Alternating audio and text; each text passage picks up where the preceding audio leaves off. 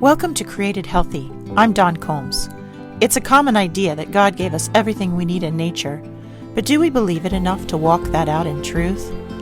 Often the very same people who say this go looking for answers on how to use food and medicine from man-made sources. Everything man creates comes with a user's manual. Why would God be any different? I challenge you to join me in seeking revelation about our body, mind, soul, and spirit health by digging into His written word and in practicing pure science in the visible world of His creation.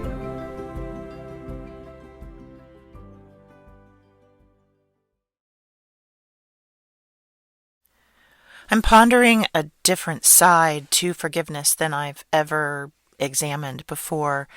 I'm reading Matthew 16 through 19 this morning, and we're told that now, in the other readings, the Pharisees and the Sadducees separately have tested Jesus and taunted him and schemed, and now they're getting desperate enough that they're coming together to test and ask for a sign.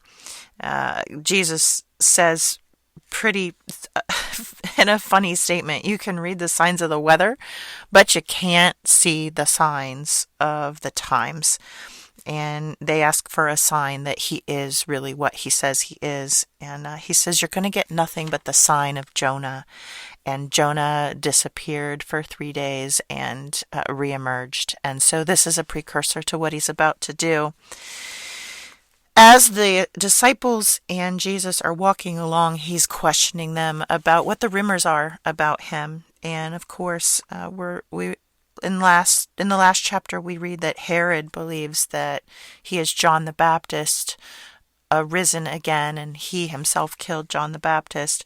There are rumors that Jesus is Elijah, which was foretold that a second coming of Elijah would come, Jeremiah, or maybe another prophet. So there are many rumors out there as to why this guy is wandering around and doing what he's doing. So he says, what do you guys, who do you say I am? And Peter says, you are the Christ. You are the one that was foretold.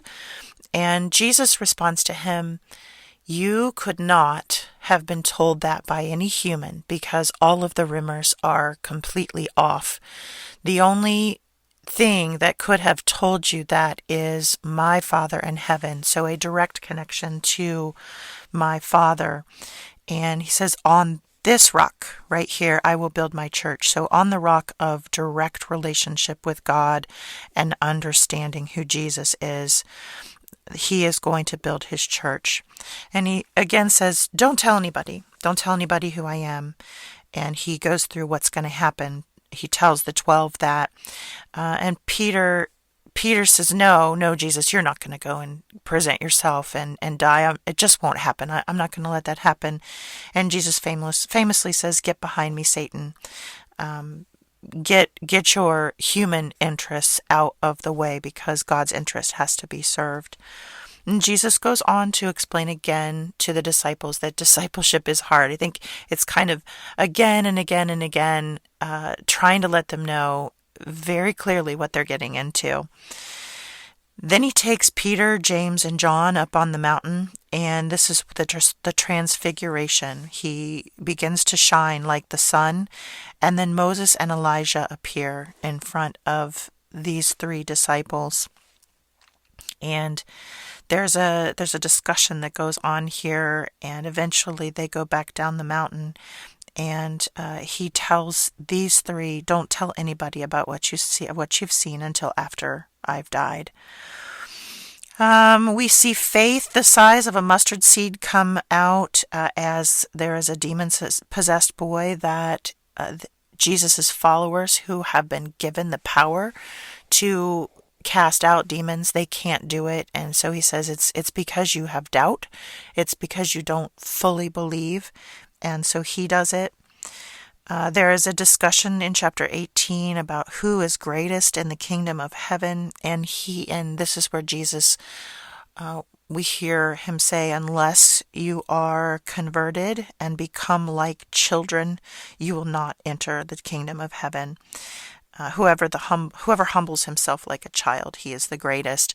So this childlike innocence is praised again and brought forth. This childlike trust and lack of doubt that we all should strive for.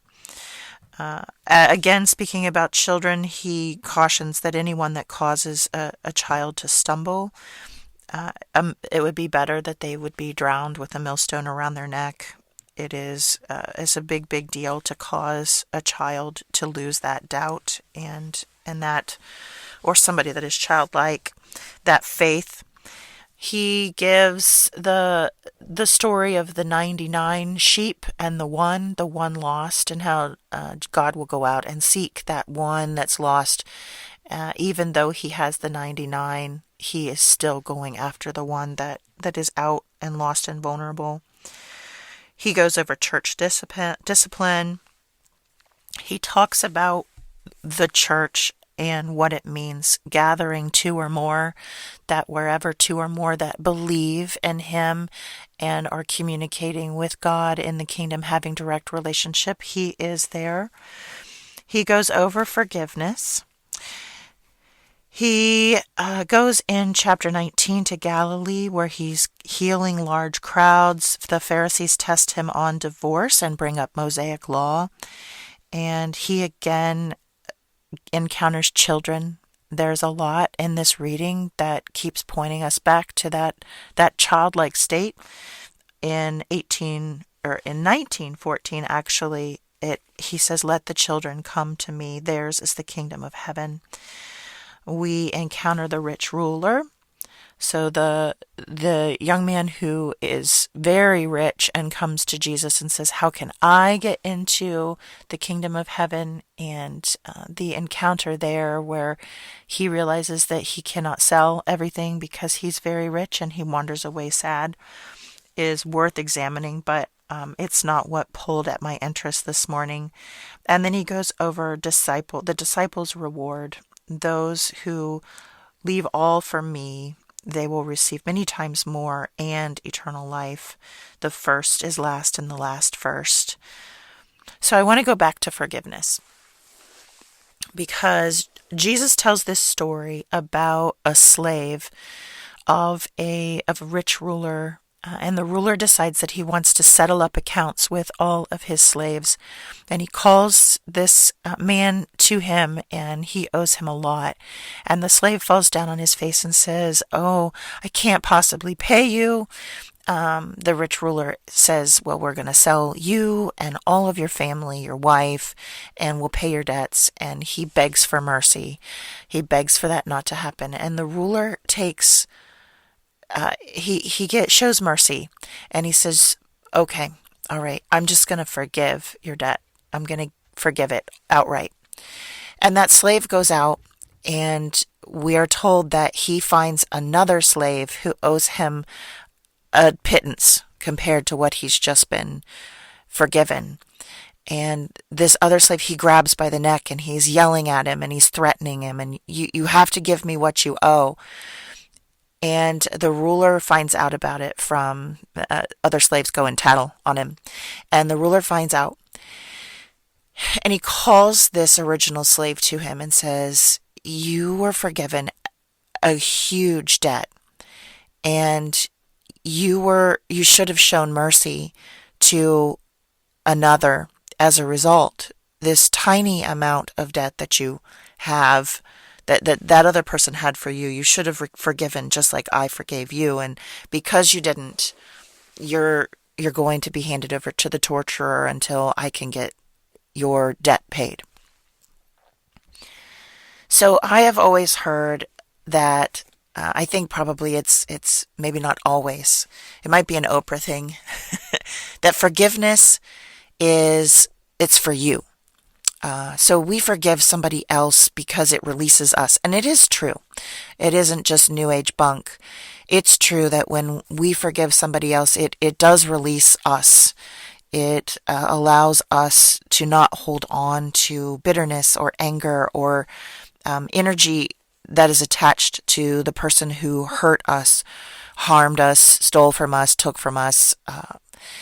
we're not holding on to their energy. We're not keeping them in our lives. We're letting them go, and we're freer for it.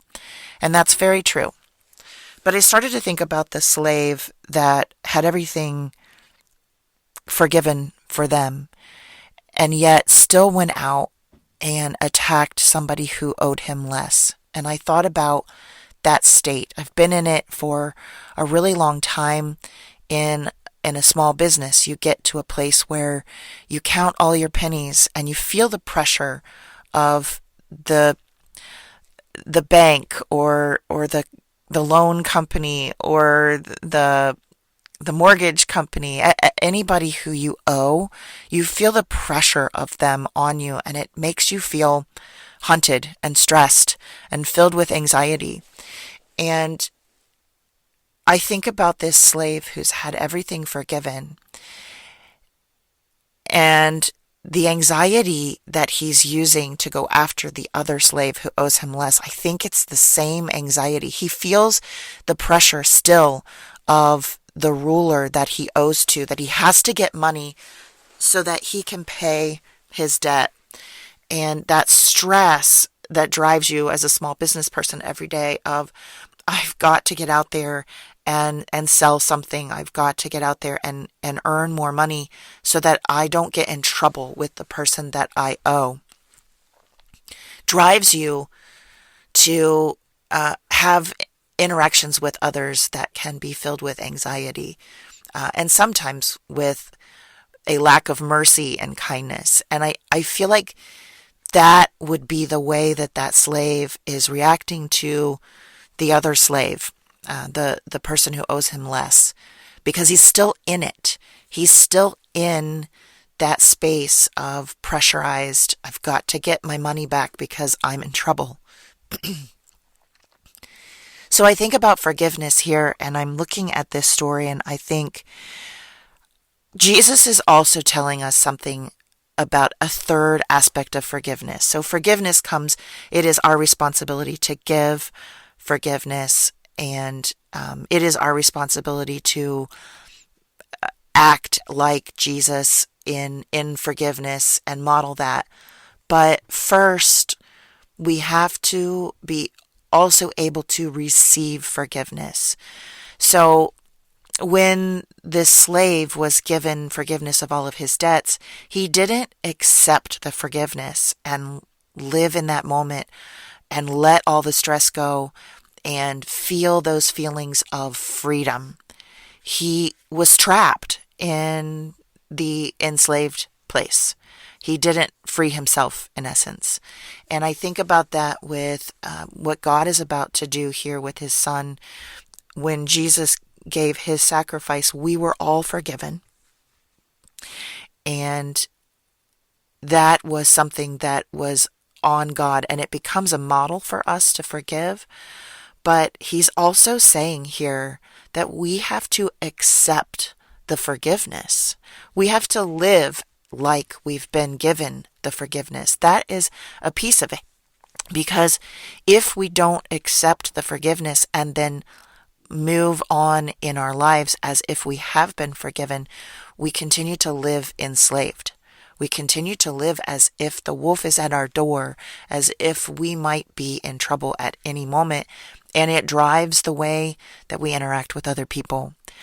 So I'm thinking this morning about how many times maybe I was forgiven and I didn't accept it. I didn't live as if I had been given the gift. I didn't live the freedom that came with that forgiveness. So maybe that's something that strikes a chord with you, and you're pondering it too. I pray that God is blessing you today, and that he is endowing you with all the curiosity to get into his word and dig and see what messages he has for you there. And I pray that he brings you back again another day to study with me. Thanks for listening. If you enjoyed this episode, please subscribe and share with a friend. And I'm always interested in hearing what God is laying on your heart. So drop me a rating or review, or join the conversation on Facebook, Instagram, or YouTube at Dawn Combs Really.